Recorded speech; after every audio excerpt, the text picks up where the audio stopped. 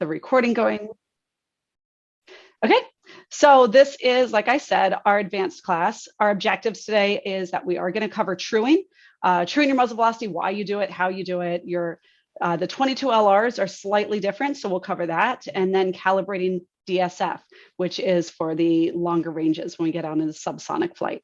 We're going to talk about building out an MB temp table, using your range card and your target card effectively, the accuracy first page. We will touch on how to open that up and how to use it. Accuracy First is scheduling a class within the next 3 months. So we won't go deep dive into their pages because it's best to come from them. We'll also cover the max point blank range. And then throughout the class, we'll talk about some shortcuts so that you guys have some more familiarity with the Kestrels. Going back to buttonology, so just to touch on something that we do cover in the basic class so that we're all on the same page. This is what we call the home screen. Elevation and windage are on top, target and wind are on the bottom part. Whenever you get lost, that sprocket button, your exit button, is your get out of jail. So if you deep dive into something by hitting that center button over and over again, you can hit the sprocket and end up back on this page.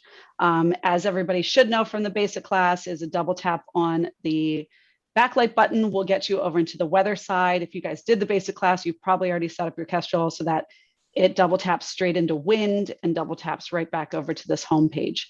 But that's what we do recommend. When you double tap that, scroll down until you see your wind speed, because it's the main thing as shooters that we really need to understand and use the Kestrel for.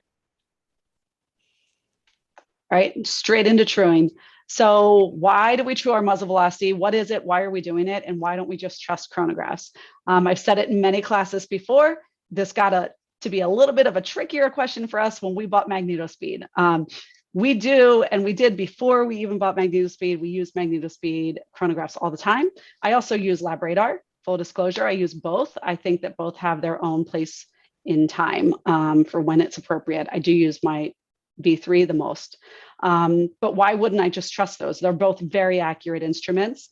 And the reason that we true is because there is other inaccuracies that we are truing out. Inaccurate BCs, muzzle velocities that are fluctuating, and inaccurate scope trips are just a few of the reasons that you would want to not fully trust that number, that muzzle velocity number you get off your chronograph.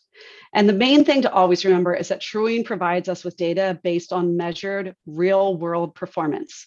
So the big question I get from a lot of people after they go through this process that we're going to talk about and they true their muzzle velocity, they say, well, my chronograph said I was at 2850 and I trued and it says that my muzzle velocity is actually 2795. Which one do I believe? And you just ask which one had an impact at the distance you were going for. So if you're shooting at 1,000 yards and that 2790 was what you had your impacts on, that's the number that you trust. So that's the number we go through. And that's one of the things that we do with truing. You don't have to guess. You just have what your trajectory is, and that's what we base it on. Truing does allow you, we're calibrating your muzzle velocity to the actual drop. So we're doing it all. And we want to make sure that we stay within the transonic or within supersonic. We want to go up to about 15% of transonic and not farther in. We don't want to go into transonic, and we certainly don't want to be in subsonic when we're doing that because the bullet is the most predictable when it's in that supersonic. So that's where we're truing right at the tail end of supersonic. Before we true, we have to go through all the steps of crush. You have to make sure that your Kestrel has good data in it before you put more data back into there. So the first thing you do in crush, just as another recap, is you capture that direction of fire. Again, doing that, you can either just use it on your unit or you can use one of the connected rangefinders and just pull in the rangefinder. Same for the distance to your target. When you enter in the distance to your target, make sure that you enter in an accurate distance when you're truing. If somebody says, yeah, you're going for that steel target over there, it's about 1,025. Get out a rangefinder, make sure, hit it a couple times with that rangefinder, make sure that you have a good distance to your target. Then you have to update your wind direction and wind speed. It is important to get your wind direction. Always get your direction of fire first, and then get your wind direction so that you have that inputted in. And then most important, or one of the most important, scroll down to Enviro, turn it to live, and spin your Kestrel to update your environmentals. I don't admit this in all the classes. I will in this one. I had changed out a barrel. I went from an 18-inch barrel to a 22-inch barrel. I went to true my gun to figure out what my updated muzzle velocity is. 4 inches on that barrel, I assumed 25 feet per second per inch. So I assumed it would go up about 100 feet per second. I went through all my steps. I did everything. So I thought, and my muzzle velocity was actually about 8 feet per second slower than what I expected it to be, than what it had been previous. It went down by 8 feet per second instead of increasing by 100 feet per second. I stopped, took a breath, went through, and I had not updated my environmentals. My Kestrel thought I was in Texas, and I was actually in cold West Virginia. Once I updated those environmentals, the feet per second went up by 98 feet per second, exactly what we thought it would be. So then it all worked out. So just make sure that you go back to the basics before you do anything and get this data in. All right, so we kind of went through this already. Make sure, always critical, spend time at the 100-yard, 100-meter zero. Make sure that your zero is good and solid. Make sure that you have a nice little group in your zero, in your 100-yard or 100-meter zero. Go through and get that crush data. And then we're going to go into your Kestrels. So if you go into Kestrel, scroll down until you see your gun, center button to go into your gun. Scroll, MV will be highlighted, hit center button to go into MV, and scroll down 2 times to Cal MV and center button to go into that. You should all, if anybody's following along, see this screen that I have up here. This is the screen that should be showing up on your Kestrel. Now that number in the upper right-hand corner is the distance that, based on all the information that you have put into your Kestrel so far, the Kestrel's predicting that that's where you'll go transonic. So like we said, we want to be 15% short of transonic. So we're going to take that number and go anywhere from 1 yard shorter up to 15% shorter. So finding that distance. Now this is a 308 in our examples. We should probably update these slides at some point to not do a 308 anymore, but it's a 308. The range is at 800 yards. So we're going to find a nice clean target at 800 yards to do this. The next line down, the drop, that is what Kestrel is predicting based on everything that your elevation hold should be. So it's telling me I need to hold 6.9 mils. In this example, when I shot 6.9 mils, I did not have impacts. I had to adjust to 6.3 mils. So I have to scroll down to the drop, and I'm going to change my drop by hitting the left button down to 6.3 mils. Now, that's going to change my muzzle velocity. It'll actually show a faster muzzle velocity because it's a flatter shot, right? You want to make sure that when you are going through this process, some people say 2 to 3 rounds. We actually have that on our slide, 2 to 3 rounds to find the actual elevation you needed. Make sure that it's a group size that you're comfortable with. If you have some flyers if you're hand loading and you know there's some flyers, or you're using some factory ammo that you know can be a little wonky, maybe do a 5-round group or a 10-round group. Make sure that it is a group size that you have confidence in. The other thing is, don't trust sound. So if you are shooting at an IPSC target and your aim point is the center of its head, and you're just listening for steel and you hear that steel pop and just assume you have hits, you do have hits, but if every single one hit at the belly button, that's not a good elevation hold. So you need to adjust to make sure that your point of aim and your point of impact are matching as best as you can. You don't really care as much if it's kind of hitting to the left and the right of the forehead, as long as it's hitting along that elevation plane. Okay, so once you have all of that in, you're going to change your drop to the 6.3, and your muzzle velocity is now changed to 2775. You guys can go around in your own Kestrel right now. If you have a play gun, you can change that so you can see how that works. When you are happy with it, you're going to then, she's going to bark. You're going to then exit out by hitting the sprocket. The first thing it'll ask is if you want to add it to your MV temp table, which is fine. We're going to get into MV temp tables in a second, so we'll tell you why you would want to do it or why you wouldn't want to do it. And then the second thing will be asking if you want to accept this new muzzle velocity for your Kestrel, and you say yes.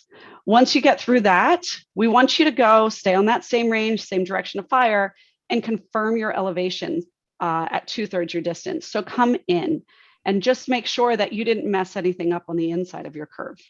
So you're just confirming that dope. On this example, I would be shooting at 4, 5, and 600 yards just to confirm that all of those elevations are correct.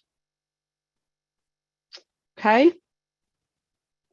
Now 22 LR is a little different, and Joe, you usually handle this section. Yeah, so 22 long range is definitely becoming more popular. So we give you a little bit of assistance on how to true this, because really the bullet's coming out subsonic. It's not the supersonic value. So how do we handle this? Well, first I would go into the app and try and find your gun profile or bullet profile in the app. If it's in there, then I would go and put in, and hopefully you got the custom drag model. That's going to give you your best results to start. If there's no custom drag model, for this one, we actually recommend the G1 option. And our guidance is start your zero at 50 yards, and then do an MV cal at about 200 yards.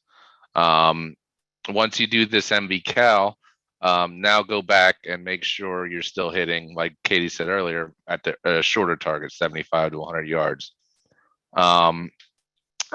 If you're finding that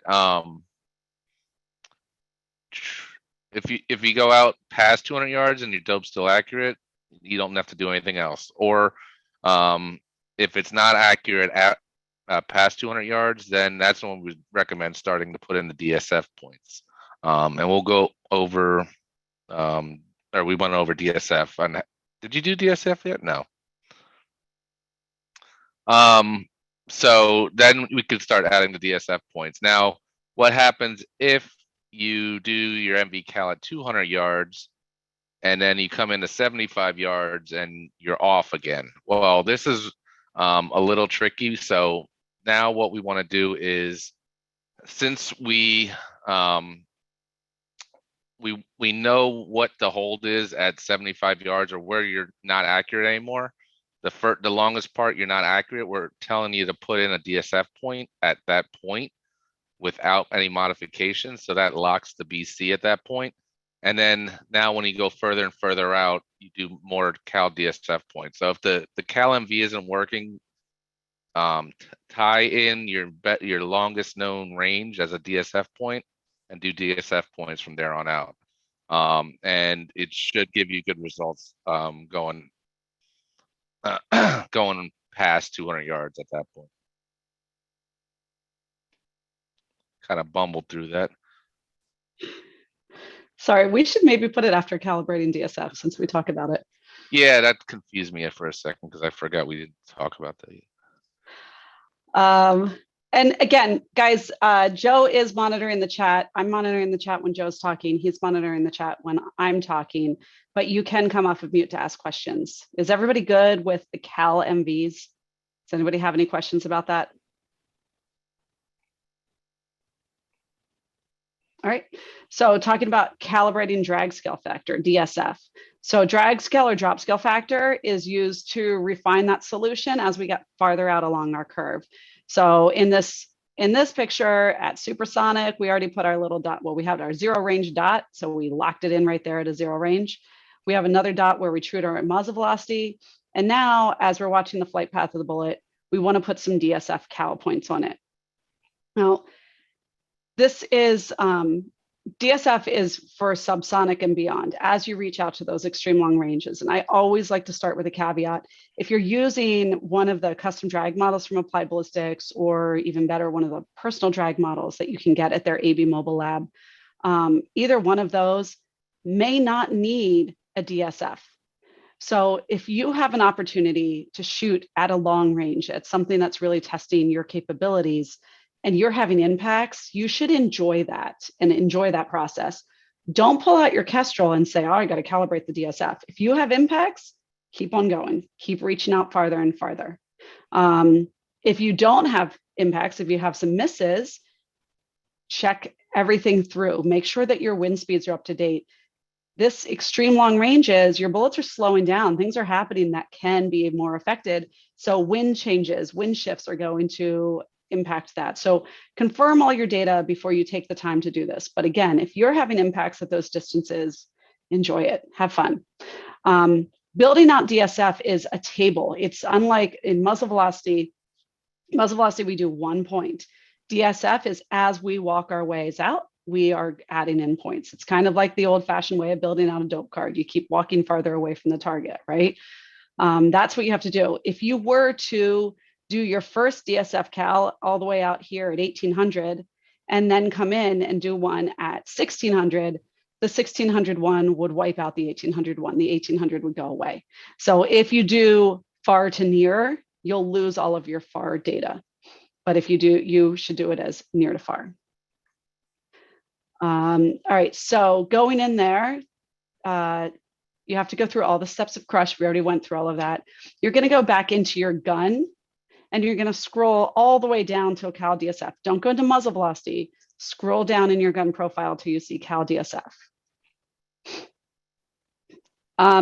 So great question was just asked in the chat. It's hard to spot exact impact points without waterline or really powerful spotting scope.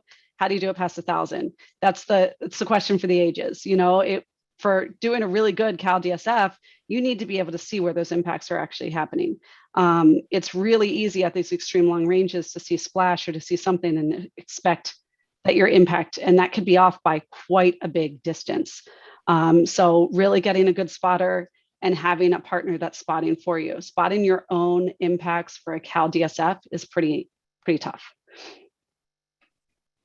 Once you go into that Cal DSF screen, you're going to see a screen that looks identical to our MV, right? Except it says Cal DSF in the upper left-hand corner. But that number now in the upper right-hand corner is where the bullet's slowing down to 0.9 Mach. So it's now slowing down enough. And so what you're doing with that number is you want to go past that number. So in Cal MV, we're going short of the number that we give you. In Cal DSF, find distances past that number. So a lot of the calibers that people are shooting now, it's a really long way. And on East Coast, at least, it's hard to get to ranges that are that distance, right? So again, this is not something that you have to do. It's a tool that you have as you reach out to longer distances. So for this thing, we're going to do the same thing. We're going to find a good target, a nice clean target. In this example, we're looking at 1,300 yards. And we're going to enter in our 1,300 yard distance. It will give us our predictive drop, which is 17.5 mils. After we have a nice rounds, again, get a nice grouping, whatever you're comfortable with as a good group, and adjust your elevation hold to what you actually had to hold.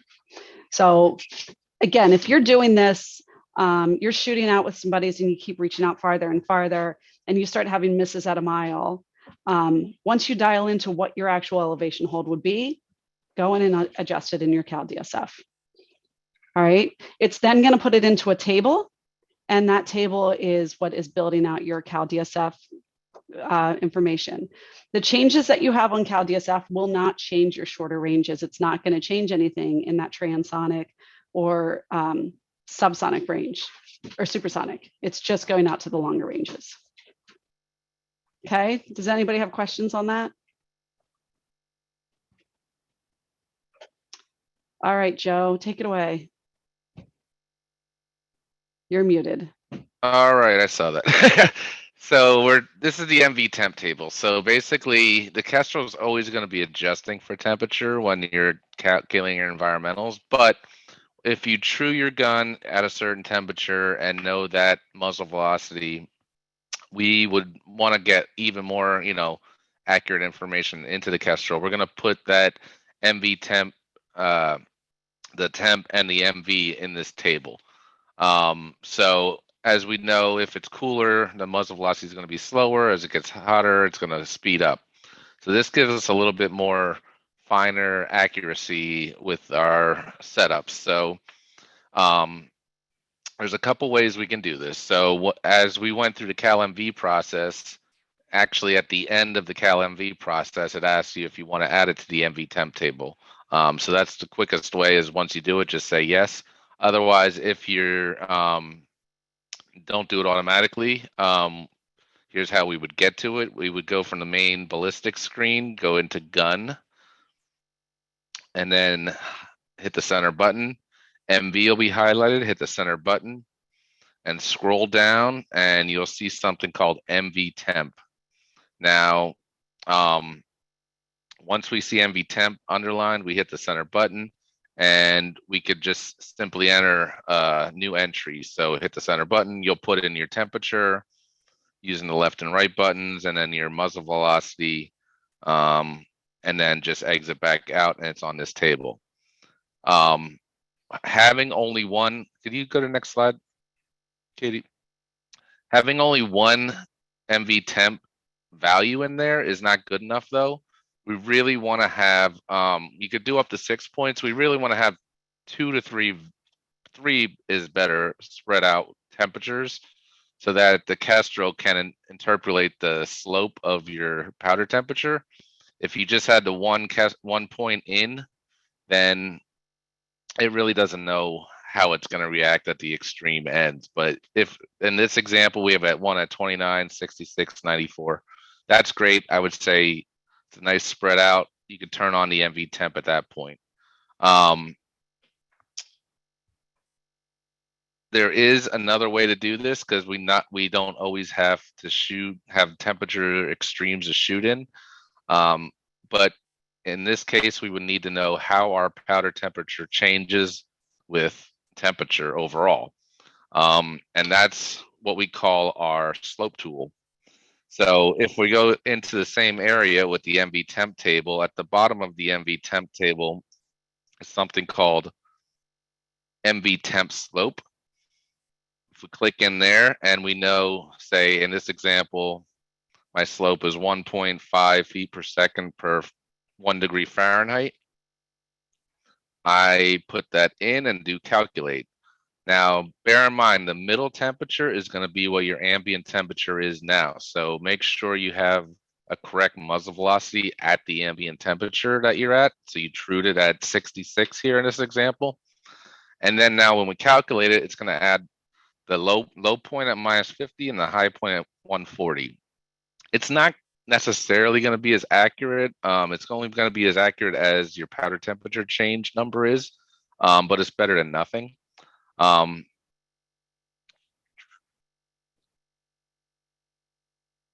So this is the recalculate MV after shooting on the range. So like after you do the cal MV, it not necessarily is going to be what your chronograph is saying at that time. So once you do turn this on, though, it is controlling your muzzle velocity, and you can't adjust your muzzle velocity anymore. It's only going to be based on temperature. Again, make sure you have 3 points, and they're spread out to 2 points. You see here, it's going to start missing at the higher temperatures because it's not getting the slope. And then when the points are too close, again, you're going to be off more than just using the environmental changes on the Kestrel itself. Some people will actually heat up their bullets or freeze their bullets, and if we do that, we could actually add those points into the MV temp table. So if you heat up your bullet to 100 degrees, or you know what your barrel temperature is, we could put that, and then you got a true to muzzle velocity, we could add those to the table. One little trick with that is that now you have this environmental temperature and the chamber temperature. So how do we resolve that on the Kestrel? Basically what we would do is when we go out to shoot, we're actually going to lock our environmental and adjust the temperature in the environment to what your chamber temperature is. So if it's 100 degrees, put 100 degrees. Then we go into gun, turn on the MV temp table. Immediately it's going to adjust to this barrel temperature. Now, once it adjusts, turn the MV temp table back off, go back to environment, capture your environmentals. That way you're taking into account the chamber temperature by adjusting it and then turning MV temp on and off. And then also now you could do your ambient temperature, so you get the best of both worlds in that case. Any questions on MV temp table?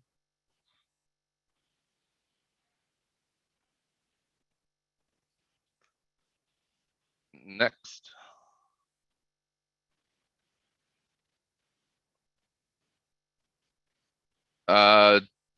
Jay Petrie, you're talking about the chamber temperature versus the last part I said when you're like freezing or heating your bullets.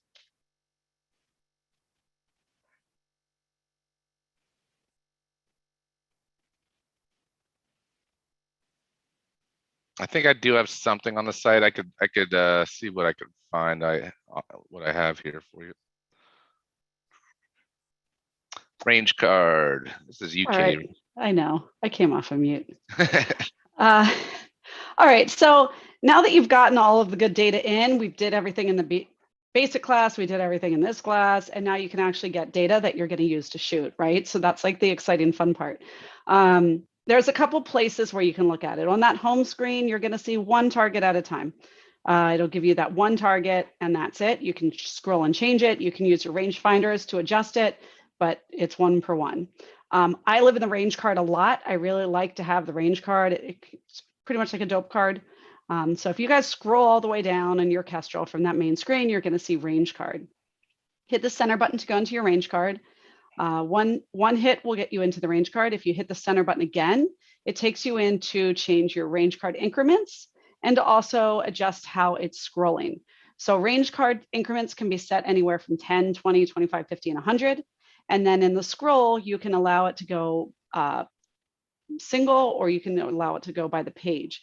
Page is really convenient because then you have 4 views, you click up, you have 4 new ones. That was a recent change that we had. So once you do all of that, hit the sprocket to get back into your range card and you have your range card. Now, when you're going through the range card, it has all the data and a little bit more than you know. So range and elevation will always stay the same. Those are the 2 main things. How far away is that target and what's my elevation hold? But the things you can scroll through is that 3rd line. So it starts with wind 1. Now, wind 1 and wind 2, the difference between the two, wind 1 is your average. So when you took a capture of your wind, it averaged over time, and that is what your wind 1 hold is. Wind 2 is your max gust. So if you need to engage in something when it's really gusting, you would use that wind 2 hold. The other thing to know is that wind 1 is what adjusts your aerodynamic jump. So if you do see any kind of aerodynamic jump, that's coming from wind 1. Right? Wind 2 is your next hold. The next thing over is your lead. So this is where we're going to leave the range card for a second, because I want to show you how to get your lead. So your lead is for movers. And the Kestrel actually has a really great tool for figuring out how fast a mover is moving and what lead we need to do.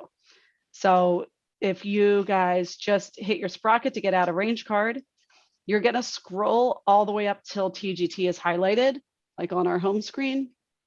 And once TGT is highlighted, hit center button to go into that. Scroll down until you see TS. And when TS is highlighted, center button to go into that. So that's your target speed. You're going to see, and then hit scroll down to estimate and hit center button one more time to go into the target speed estimator. So it's going to give you a screen that looks like this. You first have to identify how far away is this target. In our example, we're saying 600 yards. So 600 yards away. For competitors, typically the RO is going to tell you how far away it is. Again, I always like to double check all the data that I'm given, so I will range that target. The RO will probably tell you how fast they think the target's moving as well.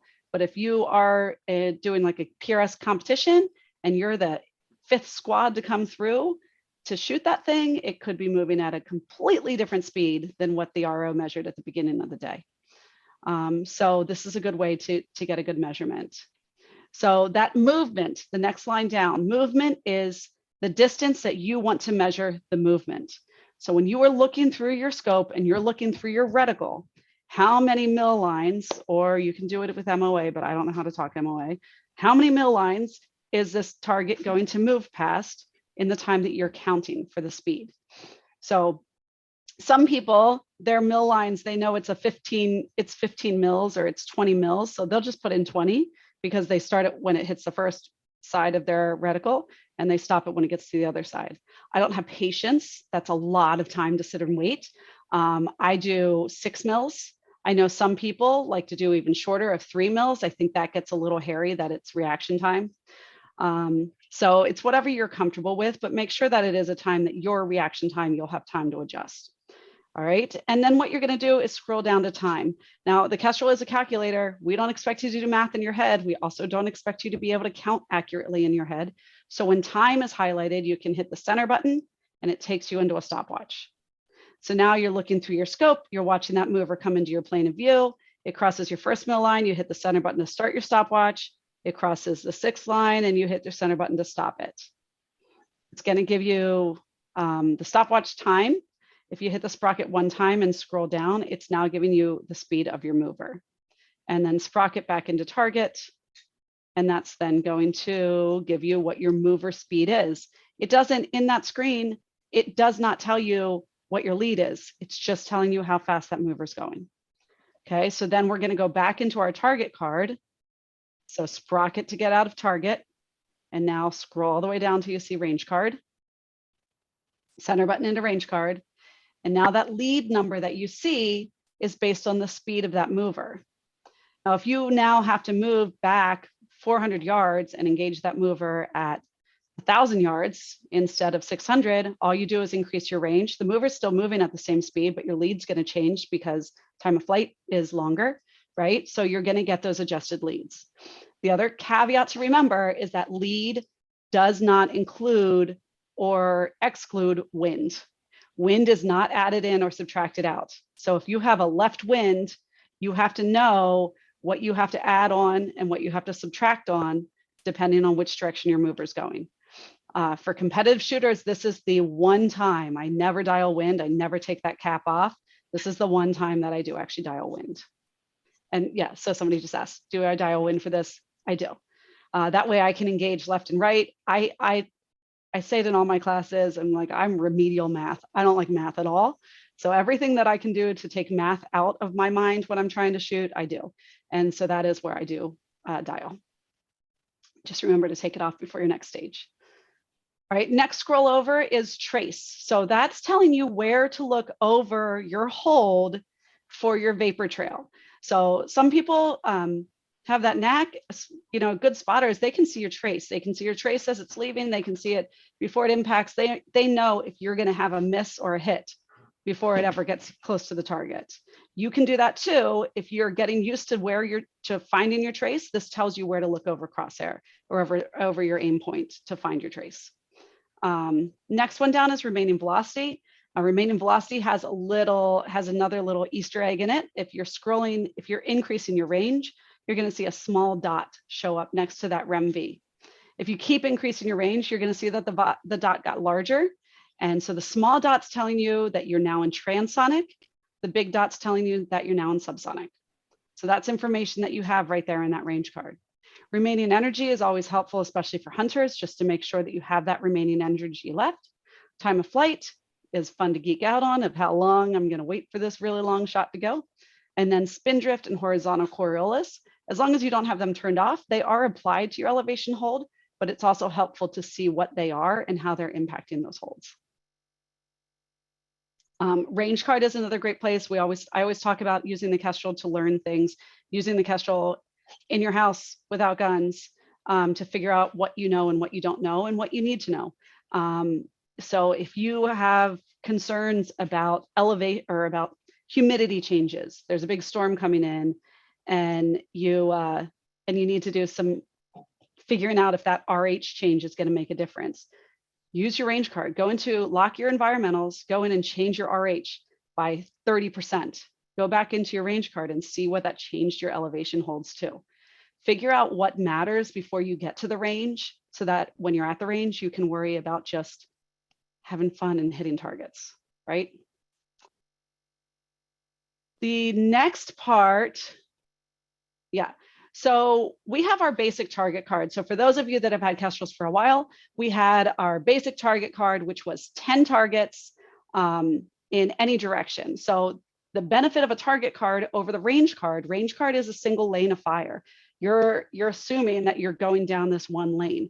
Target card, you can build out specific targets in all different directions. So you can apply different direction of fire, you can apply different wind, and you have it all built out.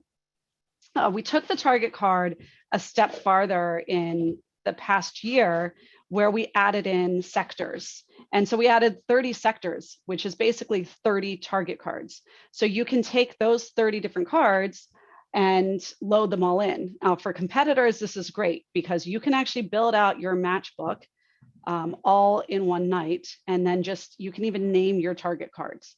So kind of to explain that, when you go into target card, center button to go into there, and then center button to get into this screen right here, this menu screen. So the first thing you see when you go into a target card, you're going to see target A, B, C, D, and all of that.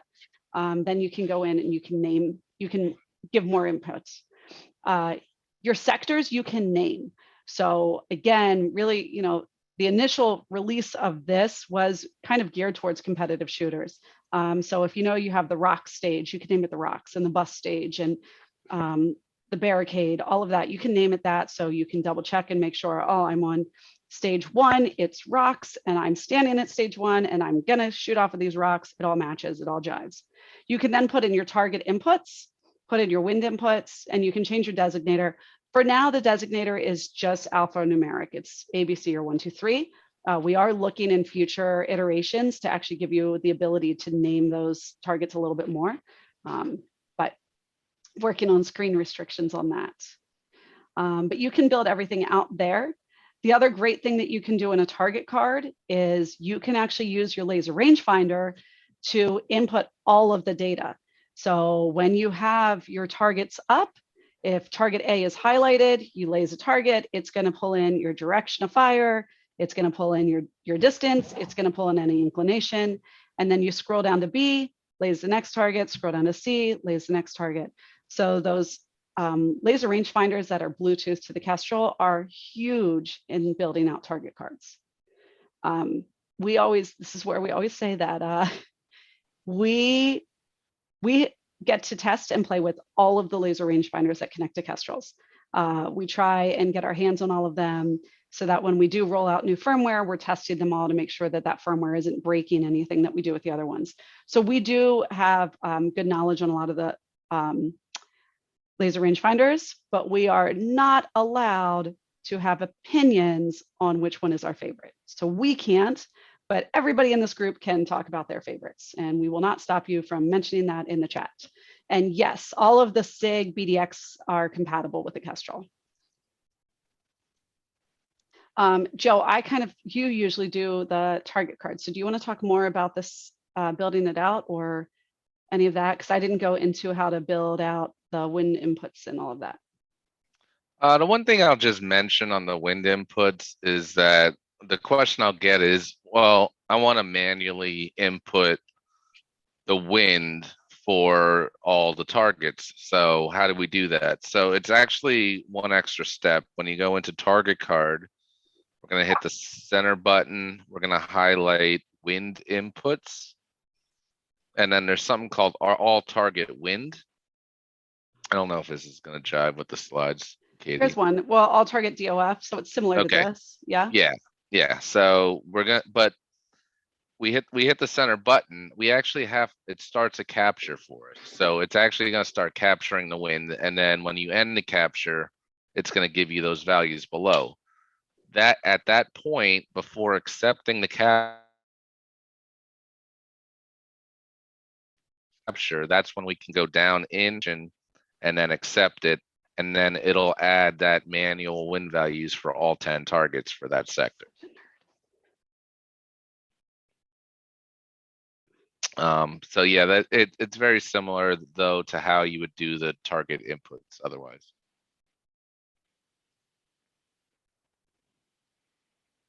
All right.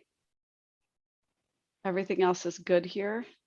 Yeah. Renaming sectors, deleting sectors, all of that you can do. This also, the target card, for those of you that have HUDs, this has really increased the use of the HUD because you can build out your target card and then you just plop that HUD on and you can scroll through all of your different target cards, which is helpful. All right, going into our accuracy first pages. So accuracy first, as some of you may know, and I did see in a chat that somebody's talked about Todd's hillbilly version. So that definitely is somebody that knows Todd. So Accuracy First does a lot of really good ballistic training, and they need to do it for groups that need speed and accuracy. So they need to be able to engage their targets very quickly, and they need to be able to do it accurately. And so through their years of training, at least 15 to 20 shooters a week, every week for pretty much every week of the year, they have picked up some little tips. And we finally, in the past 2 years, put that into the Kestrel so that groups, when they leave that place, that they have ways of remembering it. So because it is something that does take some training, it's not turned on everybody's Kestrel, but it's accessed in every single Elite and 5700X Elite. So to get into it, the first thing you have to do is you have to go into your menu. So hit the sprocket to go into menu, scroll down till system, system's highlighted, center button into that, scroll down to Accuracy First and toggle it from off to on. That's going to now turn on your Accuracy First. Sprocket your way back out to your home screen, and you're going to scroll down below target card to the Accuracy First. Now, as you're scrolling down, check Enviro. If Enviro is live, Accuracy First will not open. It will only open if you have it Enviro locked. The other caveat is that it currently does not work in MOA. So it's only going to work for our mill shooters. Okay. Once you go into that Accuracy First page, you're going to see this kind of boring looking thing. It says Accuracy First with a bunch of dots. It doesn't have any information. That's because these algorithms are so intense that if we allowed it to constantly be updating, your Kestrel would be very, very slow. Most of these are numbers that you need one number. You need to run that thing one time and you're good to go in that gun profile. So that's how we have it set up.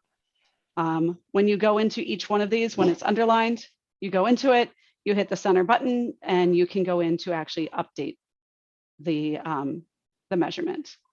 Now, I'm going to send you guys the full PowerPoint, so you'll have all the information on this. We're not going to go into details on quick wind. Quick wind is there, and it does tell you how that quick wind works. Wind dots, so any of you shooting a tremor reticle, one of the tremor reticles, this is, tremor reticles are full of features and they are very, very valuable. But if you don't understand what your wind dots are, you're not going to be able to utilize them. The Kestrel will now accurately give you what your wind dot value is.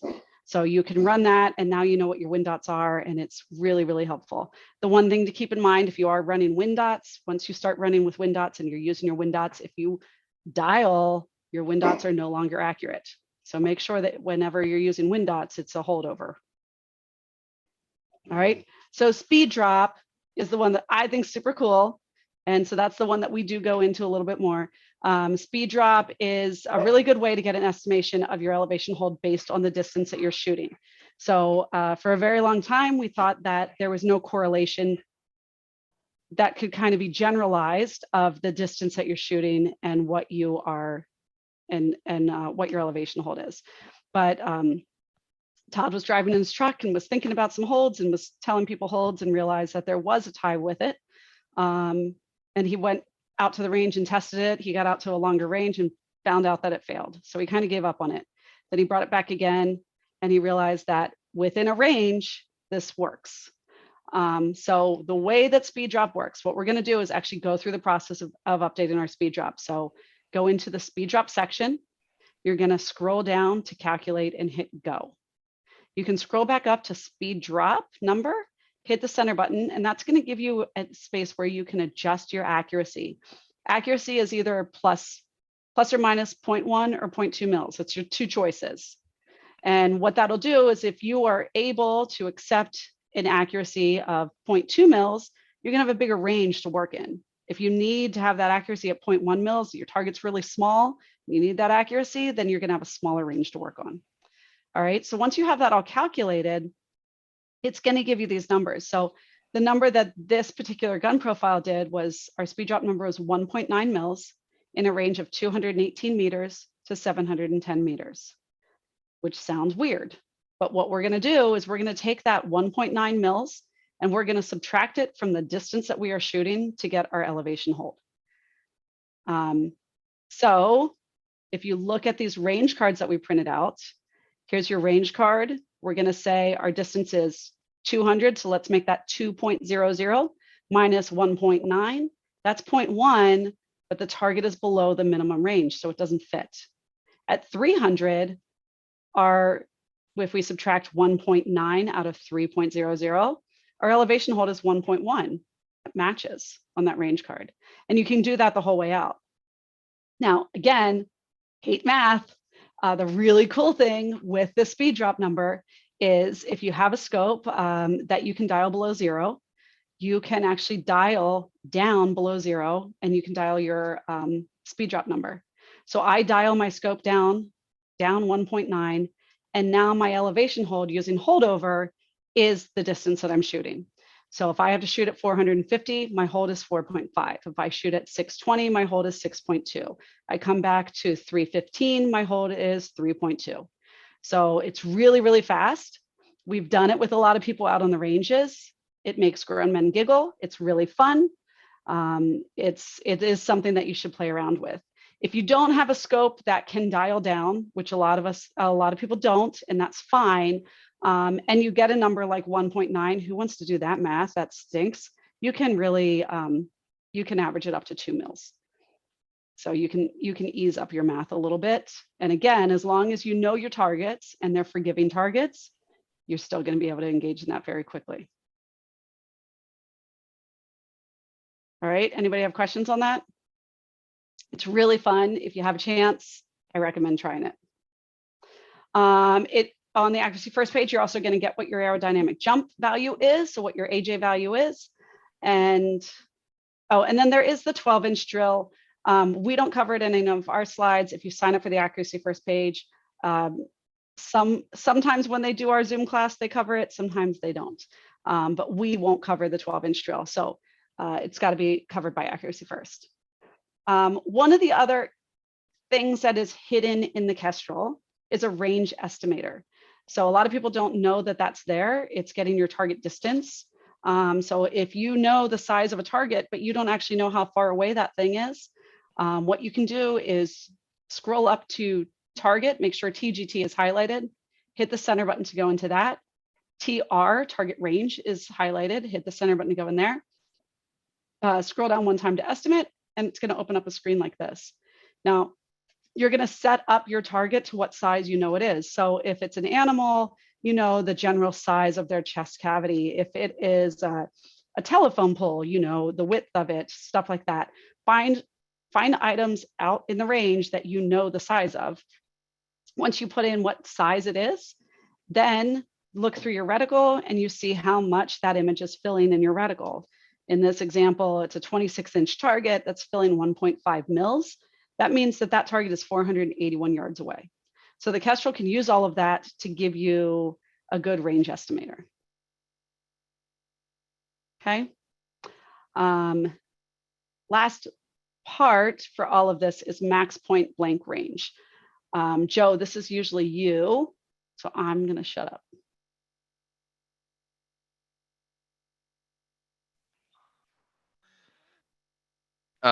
So basically, max point blank range is, as a concept, it's going to be, I can hold at a certain hold and know that I'm going to hit the vital zone of the animal I'm trying to get or whatever target you're trying to hit. How do we access it? That's the first thing. So let's start from the main ballistics screen. It's hidden under the 0 range. So we're going to go to gun, hit the center button, go down to 0 range, hit the center button, and then go into max PBR, hit the center button. Now, the only thing you really need to do is put in your target size. So it's like your vital zone, like where you know you'll hit to get the kill. So 8 inches is standard for this elk, so I'm going to put 8 inches in. And then as you scroll down, it figures out all the other numbers for you. So let's just go over what these numbers mean. The target, like I said, is going to be the vital zone. That's really the only thing you have to input. And now the next thing down is going to be your max point blank hold. This is going to be that elevation hold to hit your target in the range you want. So in my instance here, I got 0.8 mils. And then when you go down to max PBR, this is important because this is going to be the maximum range where you can use this hold and still hit your the vital zone. So If you're in this case, I have 282 meters, 309.8 yards. So if I'm at 320, if I ranged at 325 yards, I can't use this anymore because it's too far. It's gonna miss. Anywhere from 0 to 308 yards, I'm gonna hit, but past that, I'm not. And then there's another way to look at it is this no-go number. It's gonna give you a here I'm getting about 0.75 mils. So when I'm looking at my scope, if the target is not smaller than 0.75 mils, I know I'm past my max point blank range. It's a no go. Don't take the shot. You got to get in a little closer. And then finally, they have the FAR zero. The FAR zero number is going to be the exact hold for that target at the FAR zero distance. So if you hold that number, you're going to hit the center. But anywhere else in that range, you're going to hit somewhere within that vital zone. Any questions on that?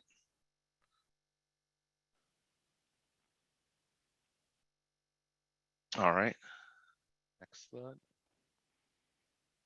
So we've had a very slow, very quiet class today. So we have sped through things. So now we're really just open for questions, guys, because we've run through everything that we're going to cover in this class. But if anybody has questions or anything that they want to bring up, now's the time to do it.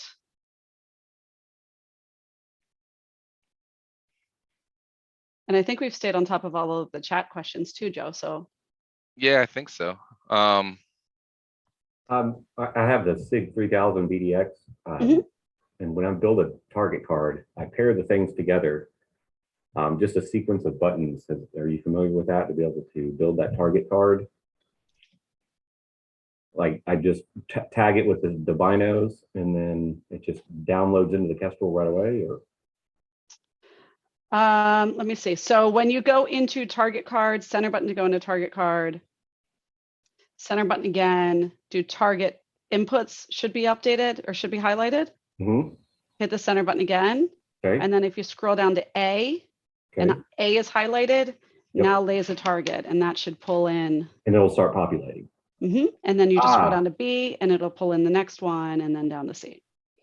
That's I normally just go from the home screen, target 1, I range it, and then it absolutely goes in there, and then I go to 2, then I range it again. It populates immediately in there. I don't normally go to target card.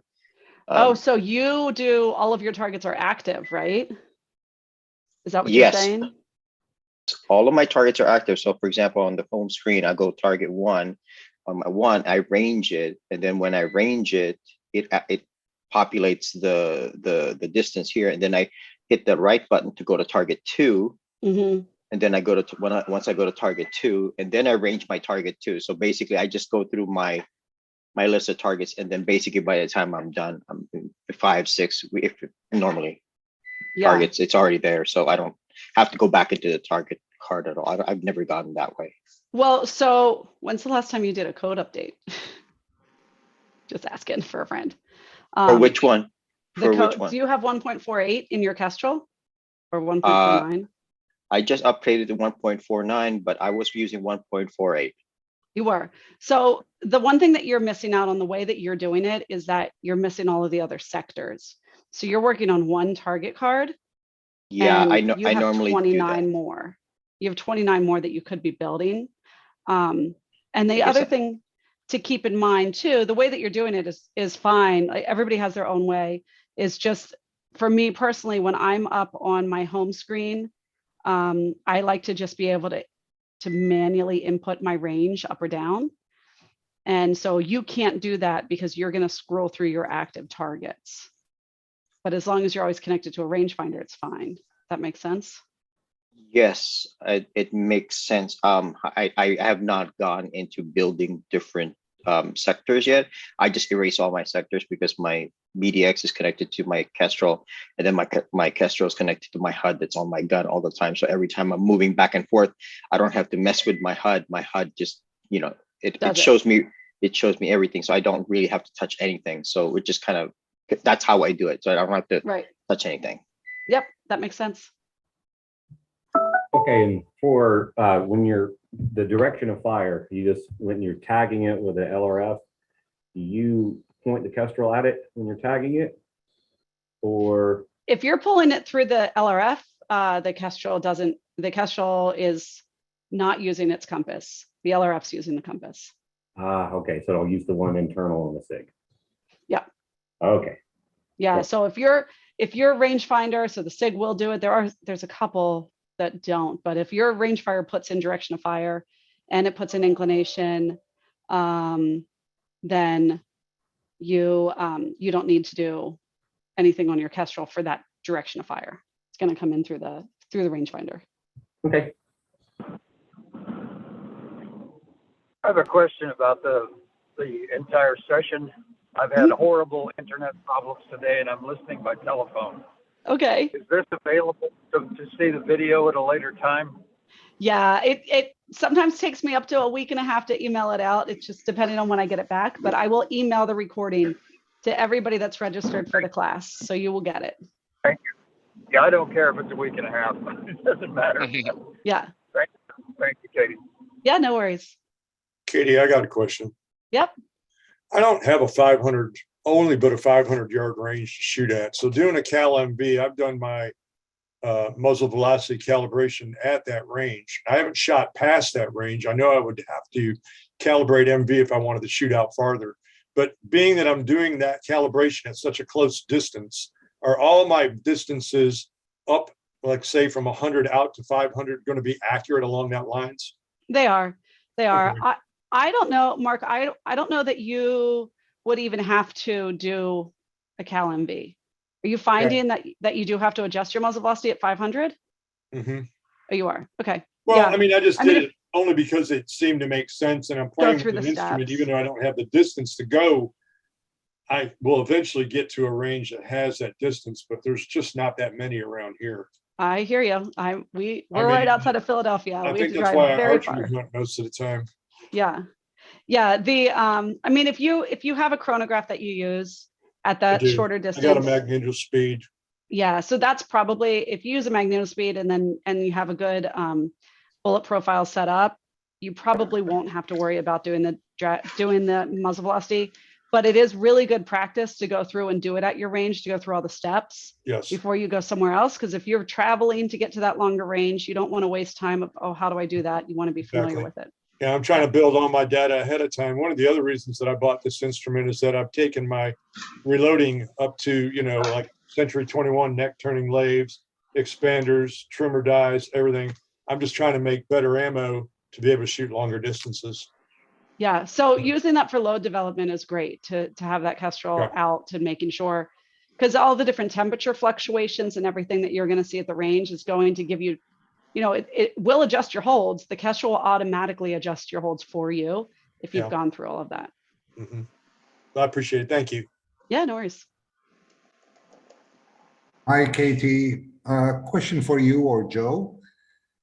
I had spoken to Joe a while back via email regarding true or magnetic north. Which one should I use for shooting? I think Joe said up to 1 mile magnetic north is probably the best way to go.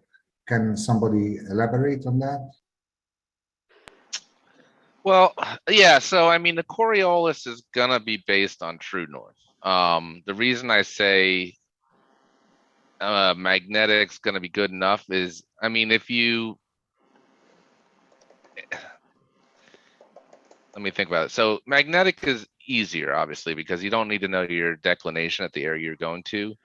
The absolute best results, true with your actual declinations, are going to be the best results. But like I said, magnetic, I don't know exactly the cutoff point. I said maybe a mile, but 1,500 yards, magnetic's going to be just as accurate as true. It's just probably 2 miles, that's when you're getting in the area. Well, everything matters so much at that distance that if you could do true and get your variation in there, then that's going to be your best result.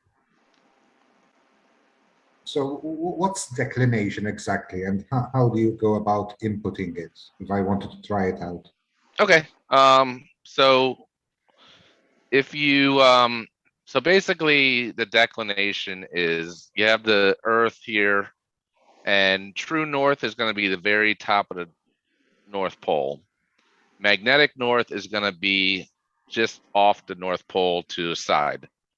And the degrees between those two numbers is going to be your declination. So we need to go to the weather side to do this. So we could either double tap the backlight button or go to the gear button, change mode to weather, hit the center button. And when we're on the use up and down till you're on the direction page, hit the center button. Now we have mode, magnetic, and if it's magnetic, then the VAR is underlined. You can't do anything. If we change that to true, now we could enter our VAR in, which is going to be your variance or your declination, and it's going to be an angle. So it's either going to be west or east. There's plenty of apps, or not apps, but websites that can help you try and find it by your location. Magnetic variation map. So yeah, you go to a map, it'll tell you what you are. Let me see if I could get mine here. So it is actually dependent on location. Yeah, and what you'll see sometimes is that it'll be positive or negative. Positive is going to be east, negative is going to be west on the Kestrel. Let me see if I could post this. I don't know if it'll allow it.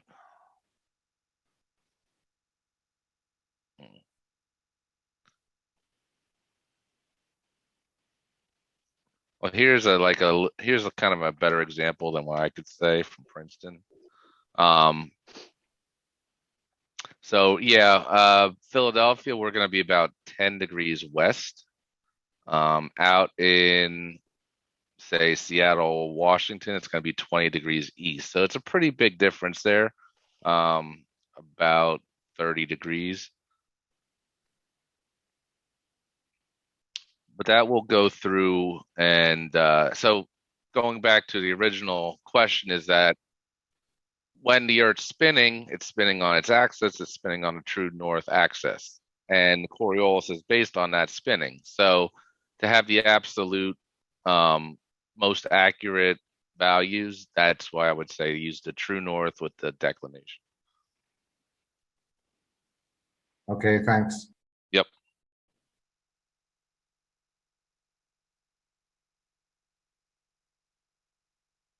All right, somebody had their hand up, right?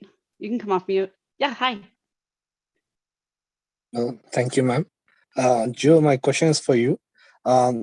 This presentation, what it has been shown to us, if I want to have the practical of this, one-to-one training with you and your team, practical, with 50 caliber sniper. So how many days will it take to train me to become from a beginner to at least some good standard of shooting? So wait, I don't know if I understood the question. You're asking for one-on-one training and how long it would take to become a... Yeah, from beginner level to at least some good shooter. That's more of a Katie question. I'm not the shooter. I'm the Kestrel guy. It really depends on your teacher. If you go to a really good teacher, I mean, you can get quick in a week. We went out to Todd's ranch and I do nothing.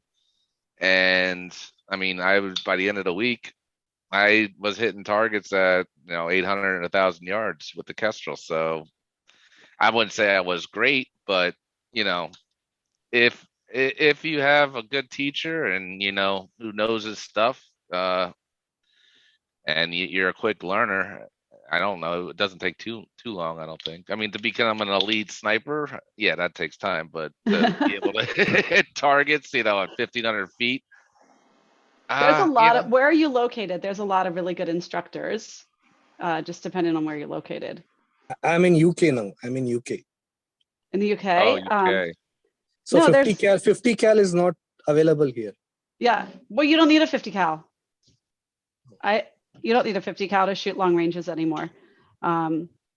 but I will ask some people and see if I can find any of the UK trainers and see who's around and who runs classes.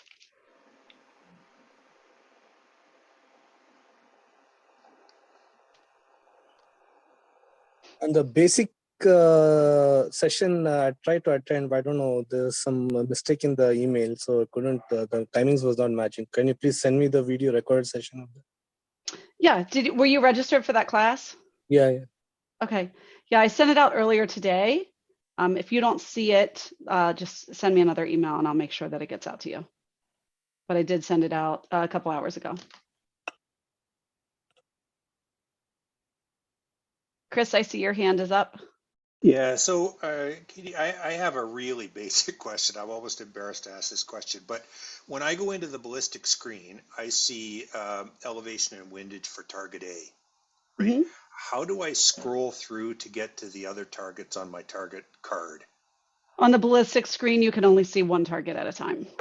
Right, but let's say I've shot target A. Now I'm going to shoot target B. How do I change the Kestrel to get to target B so that I can see it? Yeah, so if you want to see it on the you want to see it on the ballistics page, or you want to see it on your home page? You want to see it on this? Well, I On the can't really home see page? that. Hang Oh, on. sorry. I think I'm gonna have he to- wants to see it on the ballistic page. So On the ballistics page. yeah, on the ballistic page, right. So you're going to have to go Can into I do that? You can. You have to make that target active and you have to scroll over to that. So that has to be your main target that's up on your home screen when you go into the ballistics page. Okay, can you teach me how to do that? Mm-hmm. Yep. So go into your target card, center button into your target card. Sec. Got it, yep. And then center button to go into your targets. Yep. See target inputs. Yes. Center button into that. Yep. Scroll down to target B. Okay. Center button in there. And then if you Yep. scroll all the way down, oh shoot, Joe, where's active? yeah, you can only do it through. Not in there. So let's start over. Stop, Chris. Stop following my instructions. Sorry. Okay. All right. So main ballistic screen, we just want to highlight target, not target card. So target, hit the Okay. center button. So let me go back out. Yeah, keep Back out to the main screen. I've got mode Oh, you ballistic. do. I press that, Yeah. right? Yeah. Now what? So you have the E and W at the top. I have E and W, and then in the top right, I have A. So target should be highlighted. Hit the center button. Yes. Done. And then go up from target range so that target's highlighted. Yep. And hit Scroll the right B. right or left button. Yeah. Come back out. Okay. Well. Okay. Still. So I press target. Scroll up to target. Change to B. Hit the center button. You got to make it active if it's not active. Okay. Yeah. Active. And then back out Okay, twice. and then back out, and now I've got B. So do I have to do that for every time I change a target? If you want to see the ballistics for it, yes. But if you look at it in your, so what are you looking at in your ballistic screen that you feel you can't find in your target card? Well, I could. I mean, I could use the target card, I guess, but I'm just like. I guess if I want to change something quickly or whatever, and I guess I'm trying to figure out. So if I'm shooting from one position and multiple targets at different places, right? So I could do that through the target card, but is there any other way to do that? Can you do that through the main screen or anything else? And the answer is sort of, I guess. Well, Chris, now that A and B are active, when you have target highlighted on the main screen, right and left goes between the targets. It doesn't change the range anymore. Okay.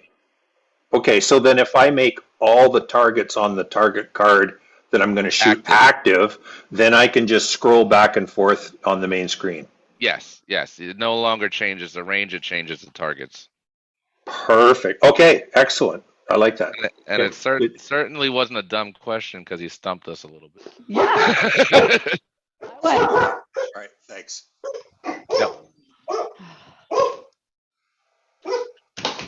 Dogs. This is their wrestling time. How do I get to wind by hitting the light button twice? Mine shows headwind. Okay, so Ken, on the weather side, go to wind, not headwind, and then double tap, and now it'll lock it on the wind screen, not headwind. It's just going back to the last active one that was on the weather side.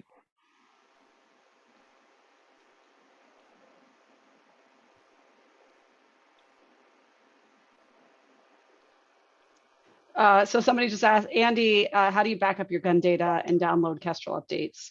So whenever you connect to the app, if there's a new firmware update, it's going to ask you right away if you want that new firmware update. It'll first, usually it asks you if you want to add new bullet profiles, because AB is constantly updating their bullet library. So that one's okay. If it's a bullet profile update, it won't change anything in your actual Kestrel. It just gets your app to have more information. But if it's asking you to update your firmware, the first time you see that, say no, and then connect to the app and make sure that you download all of your guns into the app. So send guns, and that'll pull them all into the app. And then when you're done with that, get out of your app completely, reconnect your app, and it'll say, do you want to do the firmware update? After you're sure that you have them saved onto your app, say yes. A lot of the firmware updates, if you're going in line, a lot of the firmware updates will preserve your guns and put it back on. But I've had too many times where it doesn't do that for me. So you lose your guns one time and you'll always back them up.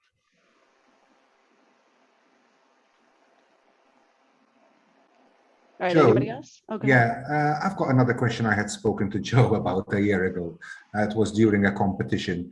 Let's say it's 1,000 meters out and I acquired the direction of fire, yeah? Mm-hmm. Does the wind direction, is that dependent on where I press the target acquisition, the direction of fire? In other words, if the target I'm shooting at is west,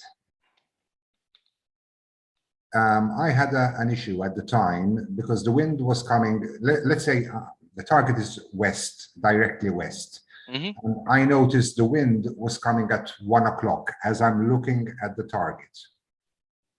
Okay. Okay. When I inputted the data in my Kestrel and all, it showed the wind as coming from southeast, which is about 5 p.m.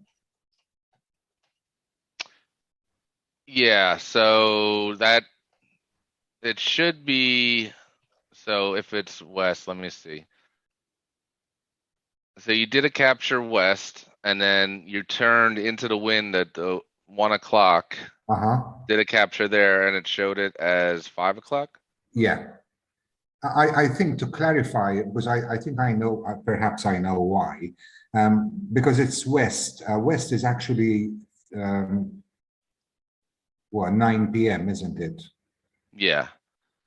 So wind direction is always going to be relative to direction of fire. So I'm still thinking that your compass might not have been calibrated correctly. No, it was calibrated because that's what you had told me, to go in and check the cardinal directions to see if anyone was missed out, and it was absolutely fine. So that was my query, because it was actually during the competition and I got really flustered. The wind was coming from 1 o'clock as per my direction of fire, which was west, but Kestrel was showing me at it was southeast. Yeah, I don't know why. I would expect it to show about like, yeah. So can I just ask a question? So I've had that same problem, but what I wasn't doing was I wasn't capturing the wind. So so you point the Kestrel into the wind, which is at 1 o'clock, then you have to capture that wind. Right. And the Kestrel will then determine what the wind speed is and the direction of the wind. Right. Yeah, no, Correct. I actually did that, and a colleague of mine who was also shooting in the competition used his 5,700 elite as well, and he had the same issue as I did. Okay. Well, I don't know off the top of my head on that one.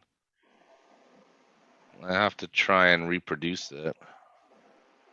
course, Well, we don't have any long ranges here in Malta. The longest is 35 meters, but we're going up to Trapani in Sicily again in a couple of weeks, and we'll try it out again. And if it persists, then I'll contact you again. yeah, definitely let me know if you're still having that issue. It's really strange. It happened on both years, especially. Yeah, and also when we were discussing it, another colleague of ours who wasn't with us at the time, he had the same issue. Mhm. Okay, yeah, keep me up to date on that. Will do. Thanks, Joe. Trying to see here.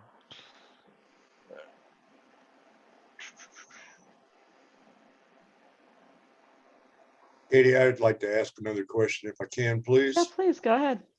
Well, I just want to know this CalMV process a little bit more in depth, not in the sense that what you cover doesn't cover the details, but can you just and maybe somebody else would want to know it as well. Could you go through the steps in doing that a little bit slower so that I could understand them a little bit more clearer? I've actually done it at the range, but I've had to play with it to get it to where I was comfortable with it. I just want to know if you can cover it for me one more time, please. Yep, absolutely. Let me share this again, get that PowerPoint back up. And anybody that wants to drop off, you are more than welcome to drop off at any point. I will email this out to you. Let me scroll all the way back up. So going into our Truing MV. So which parts of the steps are you feeling unsure of? You know how to do your 100-yard zero, right? You're good on that. And then you know how to do all the steps of crush. Yes. Okay. So it's just the actual going into the CalMV. Right. I go into CalMV and I come up to that point, and then I know that I've got to go ahead and adjust that range for whatever I'm going to be shooting at, that 15% per se. And then I also have noticed that, my drop, I shoot MOA, so I see that happen when my muzzle velocity changes. Then it changes point of impact. I have to verify it, and then that happens, and then I save it. If that's pretty much it, then I kind of understand it. But if not, I'm leaving something out in the process. I just need to know it a little bit more thoroughly. I mean, you just summed it up. You just did it. Yeah. So you're absolutely right. So it's just scrolling down and adjusting that. And that's why I do like to talk it through it in kind of a classroom setting of actually playing with it here. Because you can see if your drop, instead of, in my example, we always decrease the drop. But if you were to increase the drop, you would see that your muzzle velocity would have a little parentheses with a plus sign at or with a minus sign. So we always look at our muzzle velocity getting faster because we decreased our drop. But if you increase your drop, you're going to see that it's getting slower because you need more of a hold to get out to that distance. One other thing that I haven't done, and this instrument is relatively new to me in the sense that I actually own my own instrument now to play with, but calibrating the muzzle velocity temperature, I have not been using that feature. Am I selling myself short by not using that feature?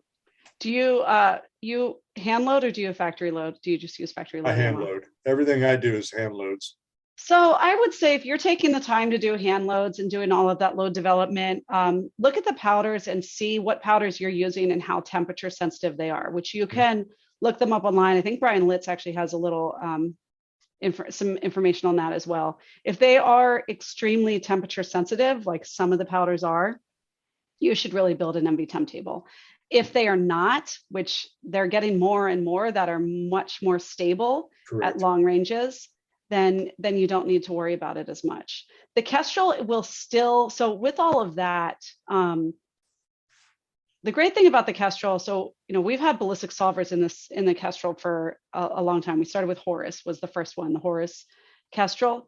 The one downside that Horus had was that it couldn't take those adjustments and give you an accurate hold. So if you moved locations, if you went to a whole different density altitude and everything else, you had to retrue.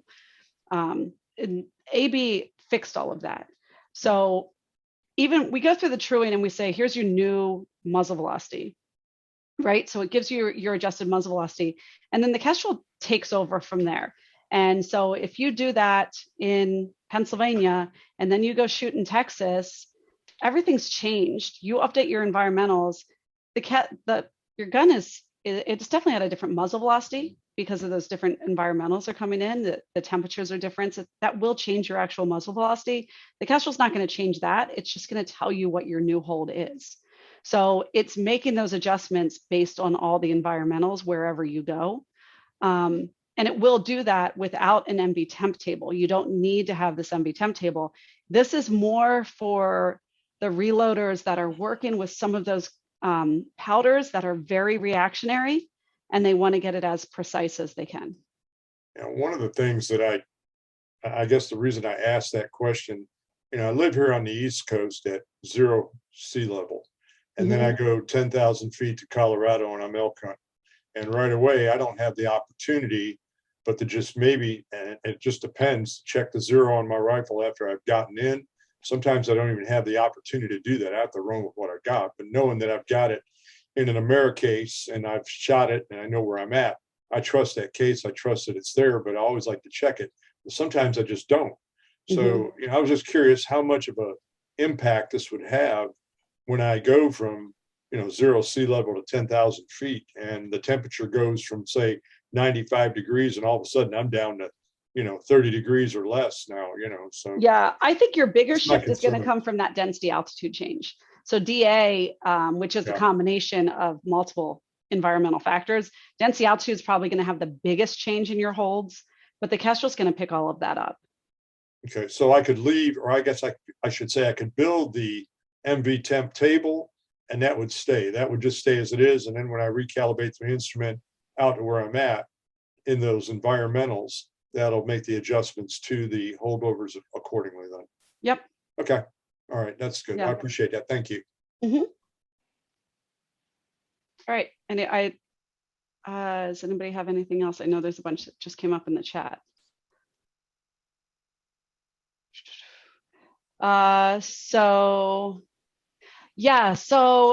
question about how important it is to be at 85% of your transonic distance. So we touched on that briefly with somebody that was only out to 500, which is kind of what is in mine and Joe's backyard. We can't get out that far.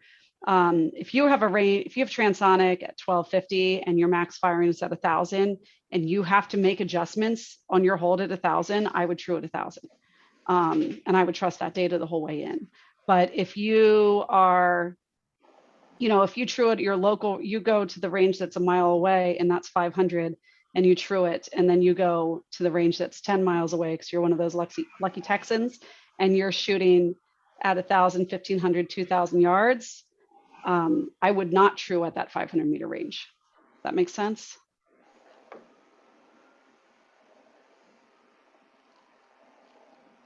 All right, anybody else? Okay. I think Thanks, we're gonna, everyone. Yep, thank you so much, everybody. We have all the classes posted for the next couple of months, so if there is something that you're interested in, you can always sign up for it. I will get this out as soon as I can, along with that discount code, and we'll get it out for you guys. All right. So thank you so much. It was great seeing everybody. Okay, take care.